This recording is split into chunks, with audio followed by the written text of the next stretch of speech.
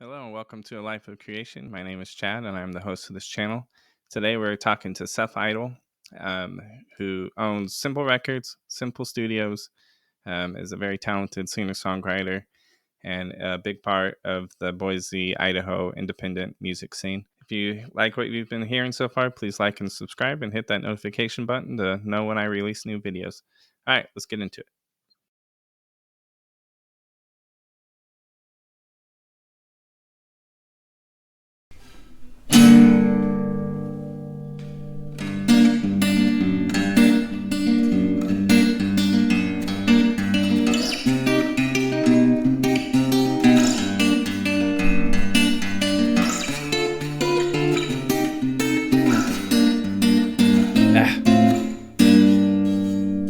Just use an overlay. Oh, just like that, just give you my story. All right, I'm here with Seth Idle, and he's going to give us his story. So take it away. Guess it was probably skateboarding that did it. Loved skateboarding. It was, the focus, the life, and found punk rock within skateboarding. Started jamming with a few friends in high school, and at that point, I was just singing. But a few years later, got myself a guitar, taught myself how to play, and just never stopped. It's like 30 years in now, and still going. I mean, it's just, I'm that same way. I started in high school, picked up the bass, and once you start, it's so hard. Hard. I mean, I've So, taken breaks, but never, gave it all the way up. right. And I think that's, healthy because Yeah, if you agreed. step away for a moment, you kind of get that longing for it again. Yep. And then you kind of approach it with a newfound love, I guess. Yeah. It helps you remember why you like doing it in the first place. Yeah. Yeah, Yep. doing the solo stuff for me, I was able to step out of my comfort zone of punk and hardcore music and just write whatever. And Yeah. there was so much freedom in that because I wasn't living Yeah. up to a band or a genre or Right. no one had any expectations. So it was just do what you want. Same Like, when I picked up an acoustic guitar. Like I had never done that before. Been playing in punk bands for like 20 years. So getting on stage for the first time with just me and an acoustic guitar was wow. That was scary. But yeah, I fell in love with that too. So that, yeah. that was awesome. I mean, your songs acoustic are pretty amazing. So Well, thanks. I think that's actually when I first met you the first time. It was at one of the Thumper Punk nights. Yeah, yeah, yeah. That's I right. think I Because you think guys you did. played. Yeah, that was Crosscheck's first ever show, I believe. That was your first show? Yeah, Oh uh, wow. Okay. I Cool. think so. And then, yeah, I think you did an acoustic set. Yep, I did. That was a fun night. It was a fun night. I wrote a song about it. Yeah, that's on the acoustic, like The 12 acoustic inchy. split. Yeah, yeah. Yeah, yeah.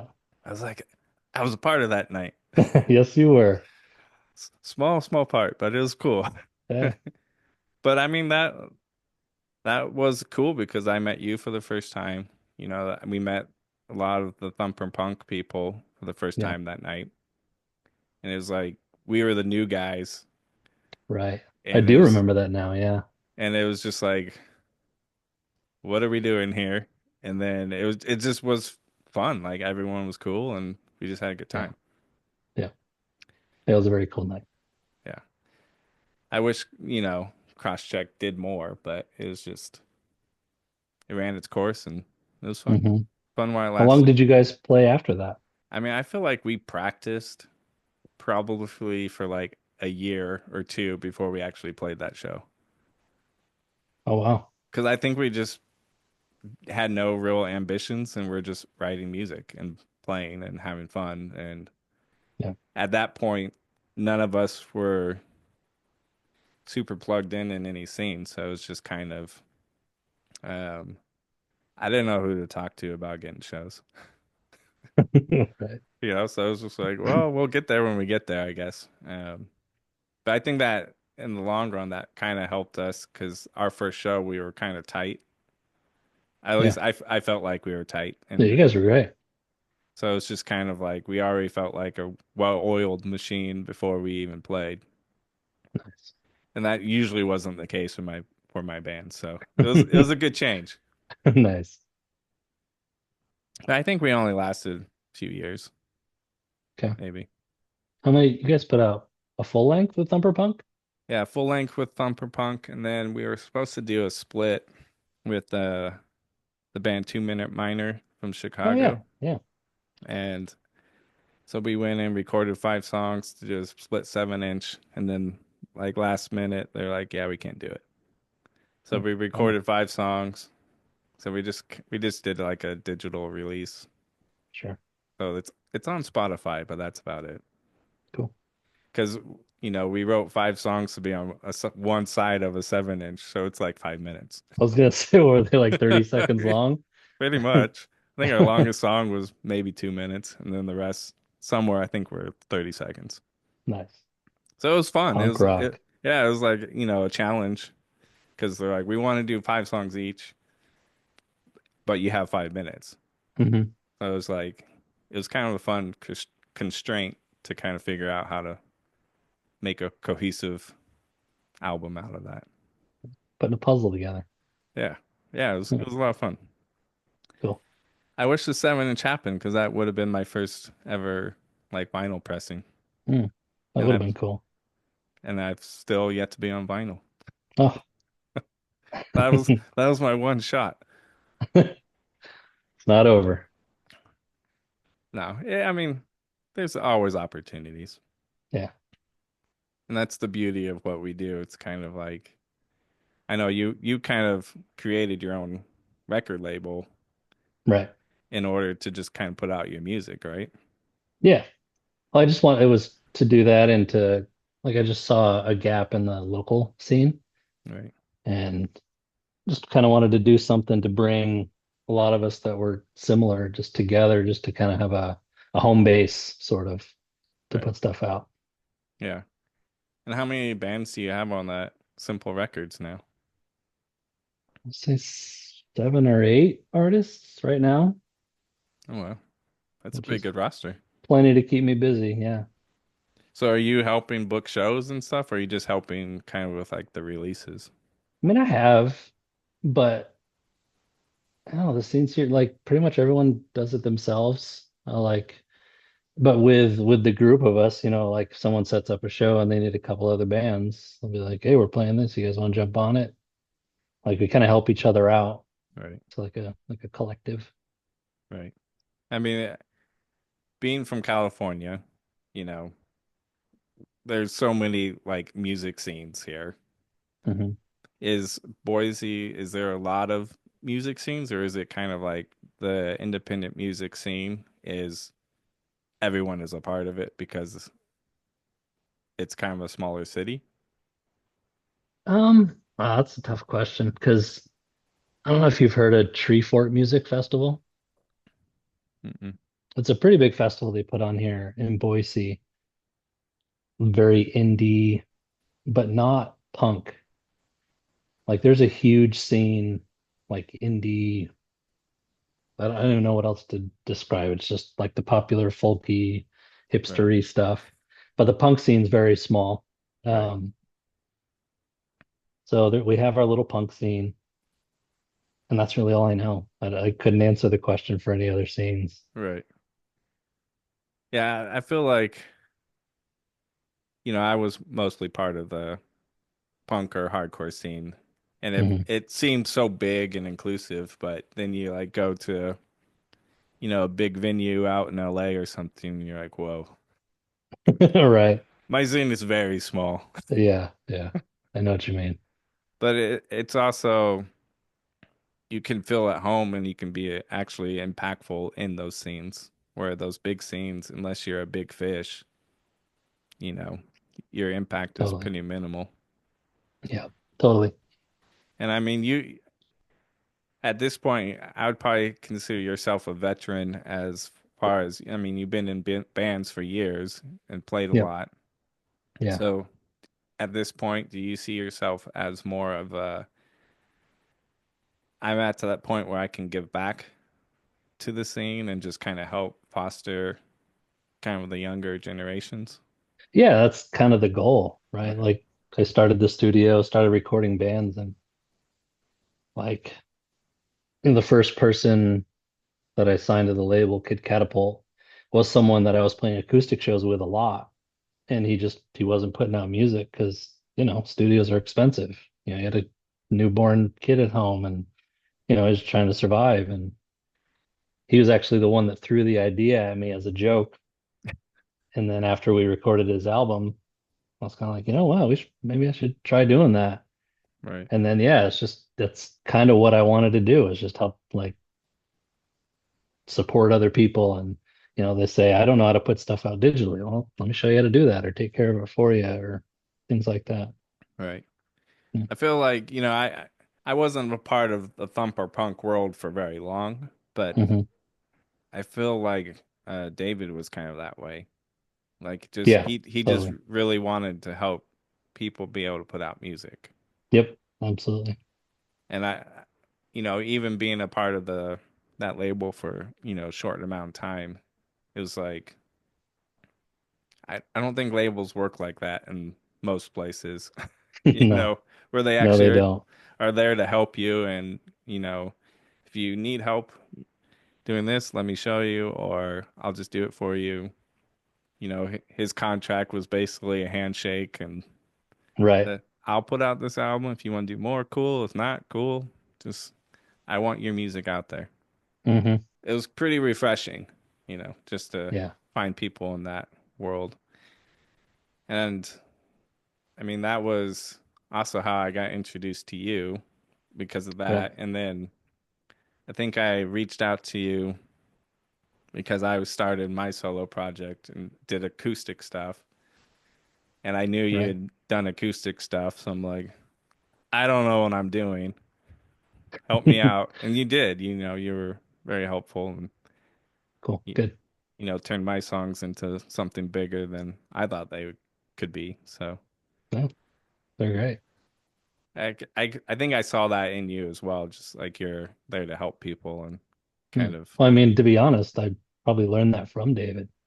yeah. Like, False Idol was the first band to put out anything on Thumper Punk. So I was there from the beginning Oh, wow. Okay. and just, me and him became really good friends and just worked together. And like when I realized I wanted to kind of do something here, I kind of based a lot of that on how he ran things. And like he was kind of a mentor that way. Yeah, that's awesome.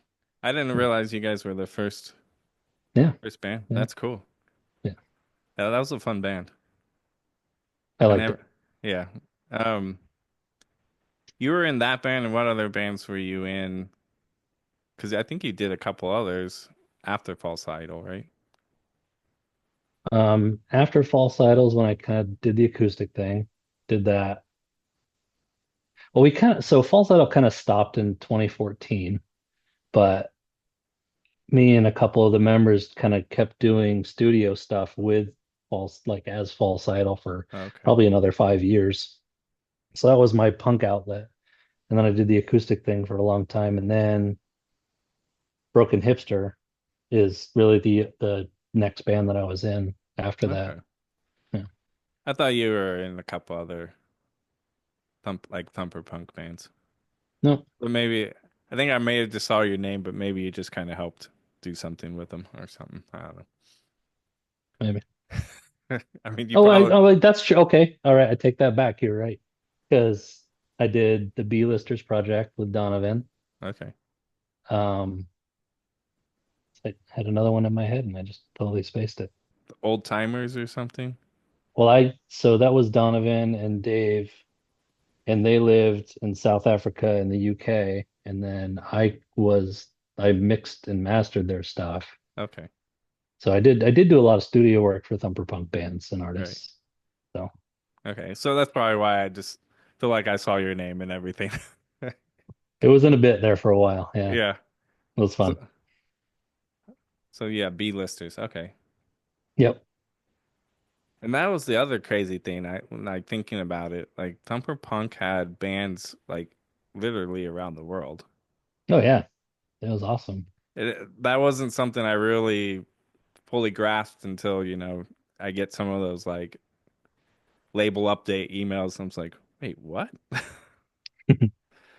Or we Yeah. got we got like random like CrossCheck got random things from Brazil, like, hey, can we get your CDs out here or something? I'm like, I can't afford to send them. Sorry. Right, Living Fire was there, and then Metanoia was in Chile. Um, where else? And Donovan, South Africa, UK. And I think put out like it was like a poet, kind of like a spoken word guy from the UK or somewhere in Europe. I think Was there was a couple more. was there like Peter Oh, like Peter one 118 yeah, was, yeah, yeah, he was UK. UK. Yep. Yep. It's crazy. Yeah. He had a good outreach. It was good. Oh, I mean, yeah, it kind of when I saw those things, I was like, it dawned on me like CrossCheck was, being basically put out in the Yeah, worldwide like reach. I totally. was like, whoa, that's crazy. We may have Yeah. fans on the other side of the world. Right, right. That's a cool feeling. Yeah. So if you're running a label at this point, are you doing a lot of like studio stuff as well? Way too much studio stuff. Yeah. Because I'm doing, they're kind of like two separate entities, but then under the label, pretty much every band that I put stuff out in, I'm recording and engineering all those albums as well. So Yeah, that'll keep you busy. it definitely does, on top of a full-time job. So Yeah. So that what is your full-time job? Because I mean that could be part of, you know, your life of creation as well. I'm a controls engineering technician for a semiconductor company. I mean, that's a cool title. It's a cool job actually. Yeah, we design test equipment for micron technology semiconductors, and like all the test equipment we design goes all over the world and tests all of the products and stuff like that. So get to use my brain. I mean, that's a huge part of, living a life of creation, using the Yeah. the brain, Yep. the God-given brain that you have Hmm. to actually use it. Yeah. So you mentioned Broken Hipster isn't doing a whole lot. Um, No, we broke up. right. Yeah. But a couple of new guys are or a couple of guys are doing a new thing. Do you have a name or anything like that yet? Are you We still are so down. That's the name of the band. So down. But yeah, me, the drummer and the guitarist kept going and got a bass player, and we haven't started playing it. We're actually gonna start by recording a couple songs, kind of just releasing singles here, and like again, just like we were talking about before, like we're not stressing it. We're just doing it to hang out with friends and have fun, and right? yeah, so that's what we're doing right now. That's awesome. The drummer situation is always what hangs me up. Just There's yeah, just it can be tough. not anyone out here. And if they are good, it's like they are in five bands Yes. Yeah. or they just have a full-time job and a family and just Hmm. don't have time to do it. Yeah. The age-old problem, drummers. Hmm. You can throw a rock and hit a guitar player. Right. Right. And there's always a bass player hiding somewhere. Right. Or a But guitar player that can pretend. so you're lucky. You're Yeah, you you're blessed to know drummers. I do. And they're all good, so and cool people, which is pretty awesome. Yeah, that's the important part. Yeah. Because sometimes you find a drummer and you're like, I don't want to be around this guy. Yeah. Yes. Yes. Are you still doing Simple Fest? We had did the third year this last Right, August. So I'm still in the deciding phase of whether or not I'm gonna do it again this year. Everybody wants me to, but they're not the ones doing the work, so right. we'll see. I mean, they seem like they were pretty successful. Yeah, they're Or great. Yeah. I have a great time. Yeah, just putting in, you know, 4 to 6 months of work, organizing and scheduling and talking to all these bands and venues and just all the setup, all the everything. It's tedious. It takes a Yeah. lot of work and trying to keep on top of, the studio and the label and my Right. life Right. on top of that. It's fun, but is it worth it? I mean, have you thought about expanding and hiring an intern to do all that stuff? Well, it's funny you mentioned that because the guy who actually gave me the idea to start it, good friend of mine, Andy, um, I told him I was up in the air about this year, and he actually offered. He's like, "Well, I'll do it."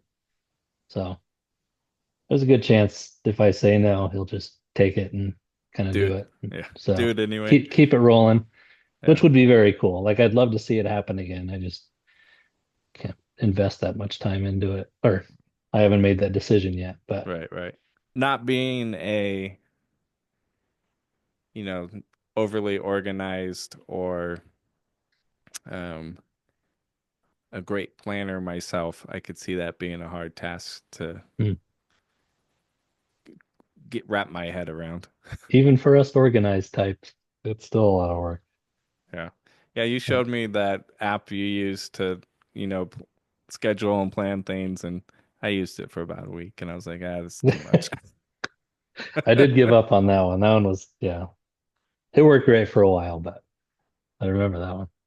Well, do you want to talk about skateboarding and all? I feel like you've been doing that for a long time too. I did do it for a long time. I wouldn't say I still do it. I actually just bought a hat. It hasn't come in yet. It says I used to skate. But yeah, that was my thing for a long time. Like I still love like watching it. It's everywhere now on TV, so you can tune in and see the X Games or the SLS and videos on YouTube. Like I still love the culture and it taught me a lot. It made me kind of very much the person I am. So Right, it's part of me. It's always going to be part of me. And I still have a skateboard in my car just in case. Still skate parks every once in a while or whatever. right. But um yeah, don't do it as much. These old knees ain't what they used to be. Yeah. Yeah. Punk rock is not good for knees. Skateboarding isn't good for knees, that's for sure. Yeah. Yeah, Yeah. I did it for a while. And I think I mean you're probably the same way, but just like the culture, the art, Hmm. kind of like the rebellion. I mean, when we started skateboarding, it was an act of rebellion because it was so Yeah. frowned upon. Yeah. It was not mainstream. Right. Um, so it just fueled, the punk rock kid in me. I'm sure it Hmm. did the same for you. Yep. Um, I ended up like bodyboarding more eventually, but No, cool. skateboarding was kind of like my first glimpse of like that rebellious sport, I guess. Sure. Sure. And it goes great with punk rock. It sure does. I think we were pretty much similar eras. Who was like kind of like your favorite skateboarders to kind of keep an eye on back then? Matt Hensley, probably the main one. He, he's a good Every other accordion thing. player too. Yeah, yeah, he is. Shreds. Yeah. Yeah. I actually met him at Warp Tour one year. Oh, really? And I was just talking to him and he like gave me a Flogging Molly shirt and I'm like Nice. it was my first like experience with Flogging Molly and I'm just like this is the best band ever. Their music is Yeah. killer and all of these guys are just like hanging out and talking to everyone, It Hmm. was just and I remember I eventually met Dennis because he was kind of like the photo contact for them and that guy was super nice too and just like yeah whenever anytime you want in just let me know Nice. and I'm like you guys are awesome and it kind of like that just kept those moments kept hammering home just the beauty of like the punk community Like even if you're like a big band, you're still helping the people below you, That's awesome. you know? Yeah. I mean, I still see it all the time. Like smaller band or like a big band finds a small band that they like, and they're like, "Hey, come open for us." Right. Right. Take them out on the road, teach them the ropes. Yeah, it's just Yeah. it's such a cool thing. Yep. Um, I think for me, I remember watching like Rodney Mullen Oh, and I love Rodney Mullen. just Yeah. because the big stairs and stuff like that terrified me. I almost like Sure. I almost like destroyed my ankle on just like a five stair. So I'm like, yeah, I'm not Hmm. doing that. And like watching someone who could just do so much on just Just a all that flat, control. So yeah, much control. Yeah. just like mesmerizing to just. Yeah. And there's a couple newer guys. I don't know their names. I follow them on like Instagram and just like similar styles to like Ronnie, but just like taking it the next step kind of evolution Right. Right. where it's still just kind of they can skate anywhere basically and Yeah. utilize anything around them. And like I could watch their videos for hours. Yeah. Skaters these days are amazing.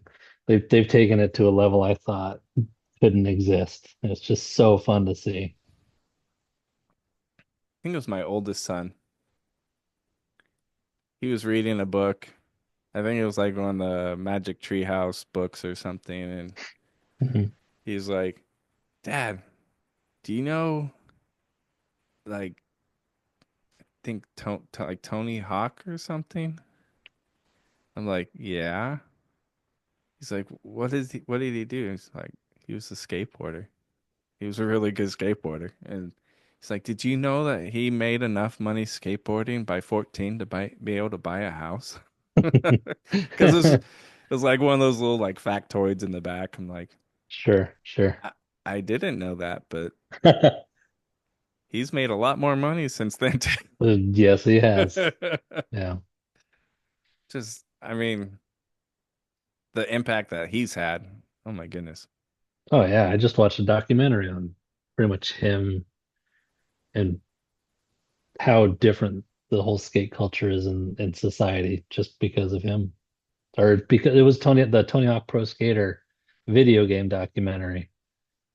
It's like gives you things to think about. You're like, wow, I wouldn't have thought of that, but it's absolutely the truth. Right. Yeah. Yeah. I mean, you make a video game with something that's going to be pretty mainstream or at least Hmm. accepted by Yeah, a lot more people than if there wasn't a game. right.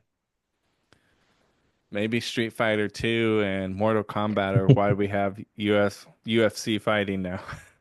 You're right. I think it is. No, man's always been violent. That is That's true. nothing new. Just a quick look in history, you can understand Hmm. that.